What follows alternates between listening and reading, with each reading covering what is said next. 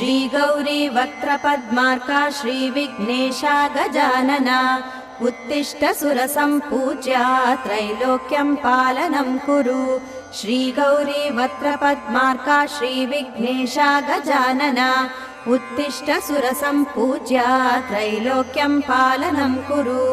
उत्तिष्ठोत्तिष्ठ हेरम्बा उत्तिष्ठ गणनायका उत्तिष्ठ करुणापूर्णा भक्तानां भाग्यदायका उत्तिष्ठोत्तिष्ठ हेरम्बा उत्तिष्ठ गणनायका उत्तिष्ठ करुणापूर्णा भक्तानां भाग्यदायका श्रीयाकुवाहन शिवात्मज दिव्यगात्रा श्रीभिन्नदन्तधनुजान्तक सूक्ष्मनेत्रा सर्वार्ति दुःखशमना फणिराजसूत्रा देवा गणेश्वर विभो तव सुप्रभातम्।